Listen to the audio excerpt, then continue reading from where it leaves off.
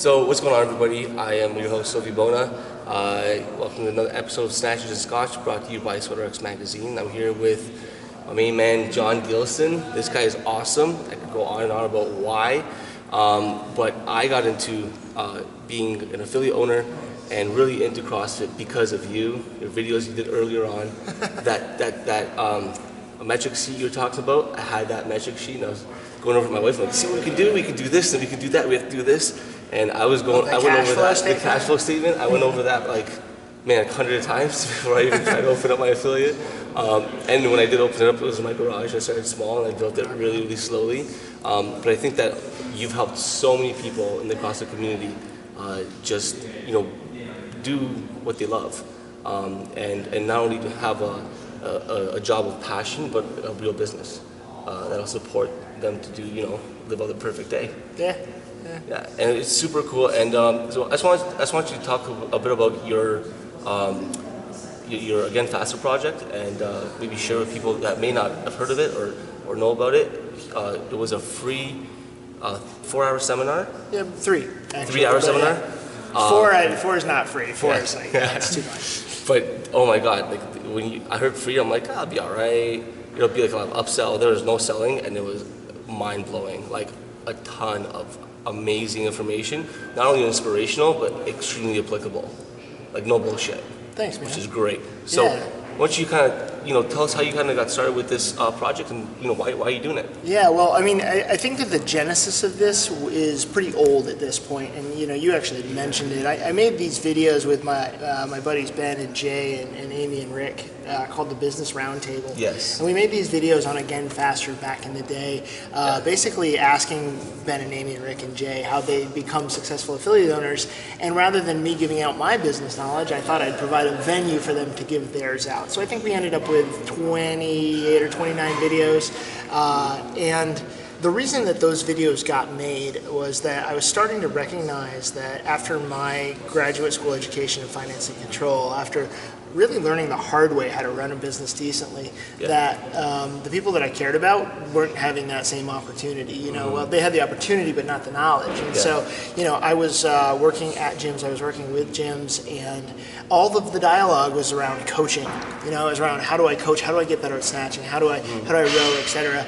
And that need has by and large been filled. There are lots of great instructors, but there's still this huge need for business knowledge, and most of it exists behind a paywall. In other words, if you want to know what I know, give me money and I'll give it to you. And my philosophy about that has always been really simple. It is, if you want something specific to your situation, if you want me to answer your question about how you should contact the landlord and how you should do a negotiation on your next lease given your parameters in your city, yeah, you can pay for that because I'm only helping you. But if I'm going to help a whole swath of people at the same time, it should always be free, right? If it's not individualized, it doesn't cost a thing. And so I created the AF project after working with some guys over at the 3-2-1-GO project. They invited me to one of their seminars, and they said, well, hey, will you give an hour-long talk on attracting and retaining clients? And I said, sure, and I did 4 or 5 of those with them, and my 1-hour thing became a 2-hour thing, became a, boy, I love being part of what these guys are doing, but I have so much more, and I don't have the time to say it. I literally have been in business for myself for 9.5 years, and I've learned so many hard knocks that I'm like, I need my own venue because I just need to communicate what I have to say. I'd get to the end of my 2 hours, I'd be like, chewing on my hand because I just don't have any more time. So I start the AF project, and in order to create an economic engine for it, I created some more advanced seminars and some on-site consulting and some phone consulting. But the core product really is that 1.0, which you just went through. The 3 hours of what are the core philosophies of attracting and retaining clients, and how do you do it? It's not like, let me hit you with some philosophy. It all boils down to metrics and numbers at the end of the day. How do you manage by numbers? And I think a lot of affiliate owners and coaches aren't focused on metrics because they love coaching and they love hanging out in your gym and doing what they love to do, but then there's the other aspect, which is like you need to stay on top of your numbers, and I'm guilty of that 100%. I have spreadsheets with all the stuff you talked about. I've done other seminars and stuff, and I've tried to learn as much as possible. I try to maintain my spreadsheets and just lazy. I just fall off. It's almost like a bad diet. Yeah. And then, but I think what you bring of value is that it's a big wake-up call to like, no, you need to know these metrics just as much as you need to know how to teach someone how to do it in their squat. Okay, maybe even more important. Like, it's so important. Sometimes we kind of like, there's numbers, I'll fill them in later, and it never happens. So just staying on top of that is so important for long-term success. Well, I think, and the important part is numbers aren't numbers. To someone who's even mildly trained, numbers are a story. We talk about that sales funnel. We talk about, 24 people contacted you this month, but only 9 came in for your free trial. Of those 9 that came in for your free trial, you converted 8. Yeah. Great, you're doing great, except you're not, because there were 15 people that didn't make it from contacting you to that free trial. Yeah. What's broken there? And the numbers are the first clue. The numbers are, hey, something's broken here. If you look at your P&L, your profit and loss statement, and your revenue goes 18,000, 17,000, 18,000, 14,000, 18,000, I want to know what happened in that month when it went down to 14, so that it doesn't happen again. And they become almost that smoke alarm, that barometer, that kind of canary in the coal mine that tells you something's broken. Yeah. Right? So numbers aren't an end in and of themselves. Numbers are your first forensic clue that something's broken in your process that you need to fix. And that's when it becomes about experience.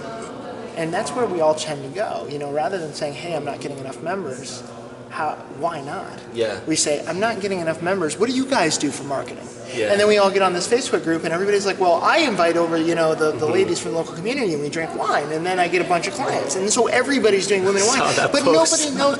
And I'm not making fun of that. I think it's a great idea, actually. I had a Mother's Day for that. It was awesome, yeah. But what I'm saying is, if you don't know what part of your sales funnel is broken, either you don't know your website's broken, your free offer's broken, your response after contact's broken, your coaching staff is broken. If you don't know what's broken, why are you trying to shove more people into that funnel?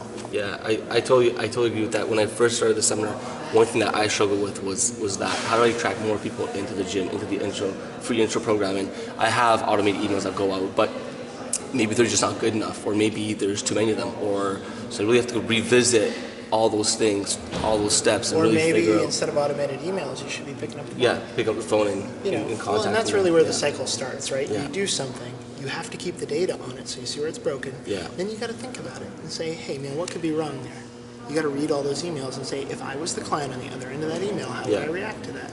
Does it give me a clear and easy path to doing what Sil wants me to do? And if the answer is no, you got to revise it. Yeah, absolutely. And I mean, I think a big thing is we get paralyzed by, I don't have enough clients. What do I do? Well, maybe you could have changed something and already had more clients. So I totally get that. The numbers, I think, are key. It takes away the paralysis and gives you something you can actually do, right? So really great. If you guys get a chance to come to the 1.0 and the 2.0, I guarantee you it's going to be worth your time. Holy crap, it was awesome. I'm so sad I can't come to the 2.0 tomorrow. It's my wife's anniversary and I. That's not an excuse. No, I know. Thank you for holding the camera on our anniversary. But I will try to make it. There's one in Toronto coming up at Firepower in the Toronto area. Yep, Milton, I think. Milton, and it's in sometime in November. In November, if you just look on jongilson.com, no H, so JONGILSON, jongilson.com. Yep. All the dates for the 1.0s and 2.0s are on there. Awesome. And the last thing I want to talk about is the DBWADA. I think that was great. So you mentioned the article you wrote about the DBWADA in the seminar. Yeah. And I was like, I just read that article and I almost applied for the position. But my wife would have killed me because I have way too many things going on right now. Yeah. So, but that sounds like a great idea. I do like an at-home video where we get one of the clients, we put them through a round of an at-home workout and I coach them through the movements and the round and give people modifications. And I try to do that once a week for people who just can't afford coming to the gym so many times, and you've taken that to a whole other level. And you're like, you guys meet up in the park and do wicked, cool workouts, and it's done by a real good coach. Because I've looked at the certification, I was like, man, I don't know if I'm certified, but I made the certification list. I got them. So, but it's no joke. Like, you can't just be like a Joe Schmo off the street training, for a couple of months and be like, all right, I'm just gonna do this in the park. Yeah. So it's an interesting paradox. So what we're doing at DBWAD is, first of all, we publish daily dumbbell workouts, and the impetus behind that was Greg Glassman, shocker, right? You know, Greg's at the heart of most of the things that come out of my mouth and most of the things that I do. And, you know, he said that he believed that the dumbbell is the most underutilized tool in the gym. Yeah. And I believe it. You know, I went to affiliates and the dumbbells were dusty, and you know, and I see all this stuff pop up. You see, you know, the mobility WOD, and the kettlebell WOD, and the gymnastics WOD, and the WOD WOD, and the, you know, and I'm like, what is wrong with the dumbbell? Like, the dumbbell's a fantastic tool. Yeah. You know, it gives you equal development left and right. They're easy to store. They don't make a bunch of noise when they get dropped. There's not a bunch of vibration. You can put twice as many athletes in a space with dumbbells as you can with barbells. Like, you know, and the list goes on. And anything you can do with a kettlebell, you can do with a dumbbell, blah, blah, blah, blah. So I'm like, all right, let's do something about this. So I called Mike Rutherford, who you may or may not know, but he was on the Level 1 staff back when they were like 3-day beat-down affairs, you know, back in the early 2000s. Fran day 1, Murph day 2.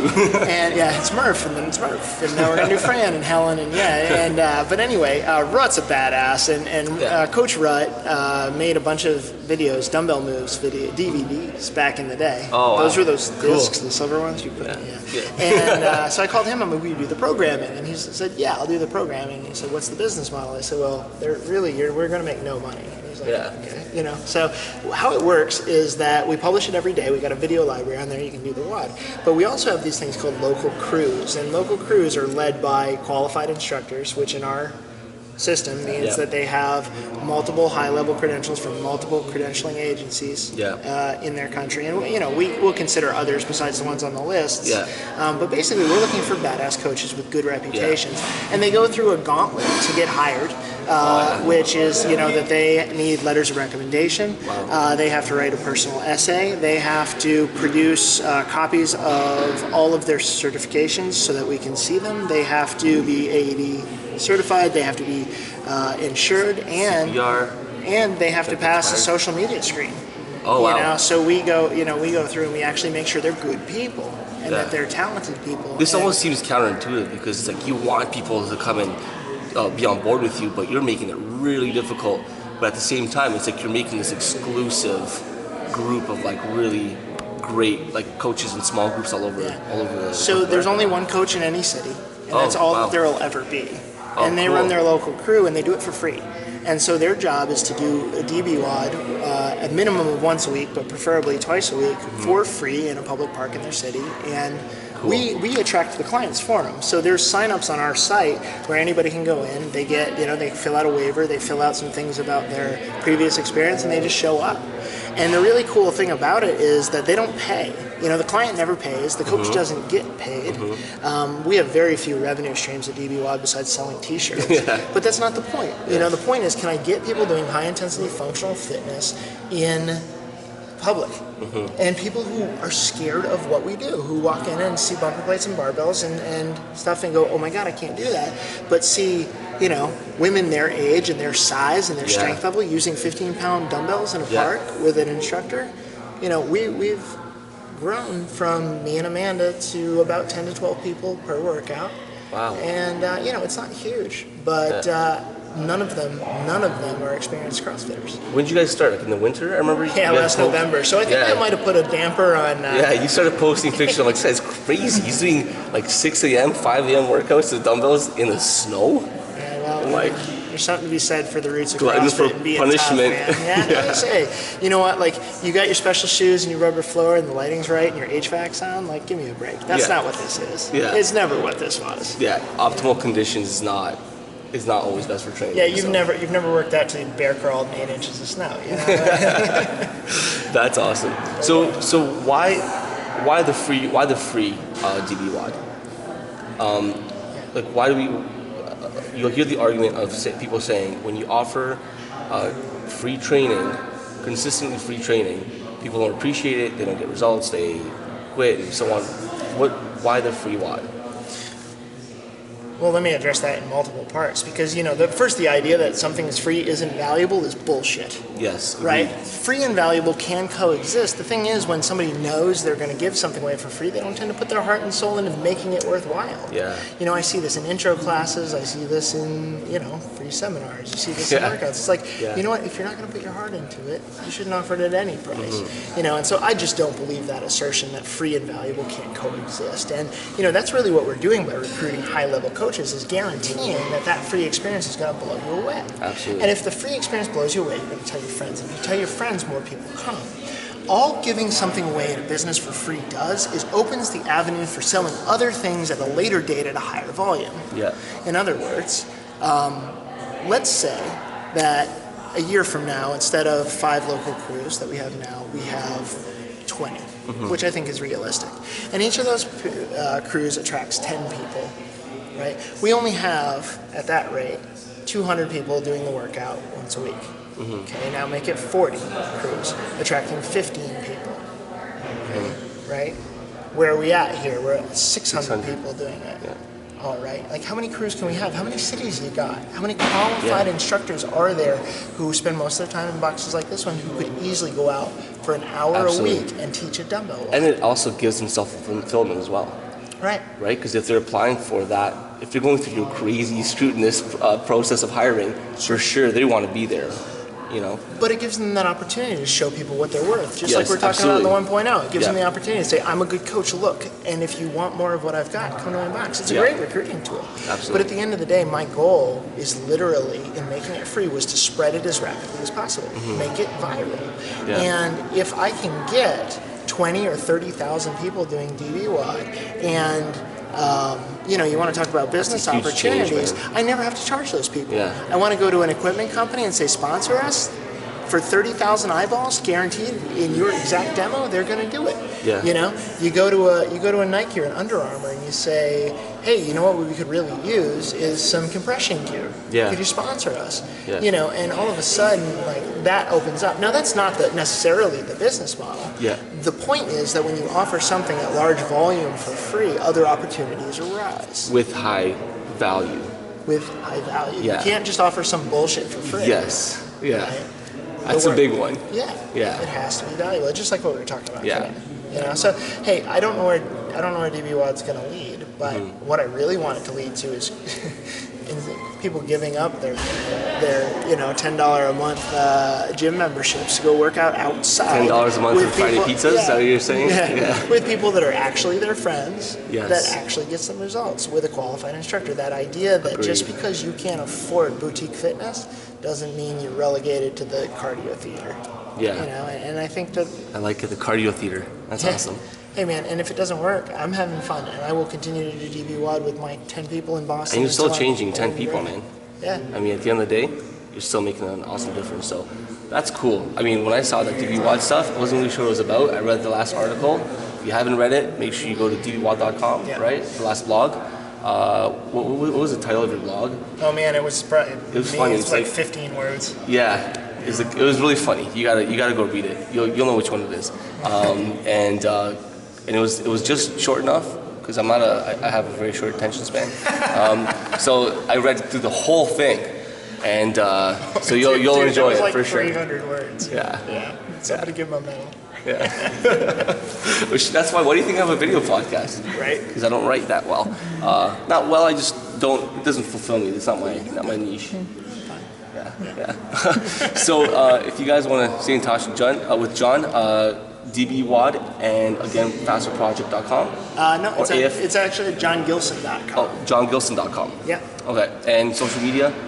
Facebook /again faster. It's my personal page. Yeah.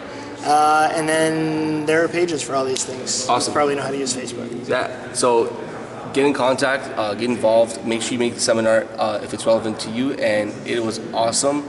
Jon's a great guy. If you ever see him on social media, he's not the kind of guy who gets somebody else responding for him. He's on top of that and super. I don't know what the word is. It's just what you see is what you get. And I love that about people when they are real. So appreciate your time. Sure. And I'll definitely see you in November. All right, brother. See you. All right. Thanks a lot, Jon. Yeah. was fun, man.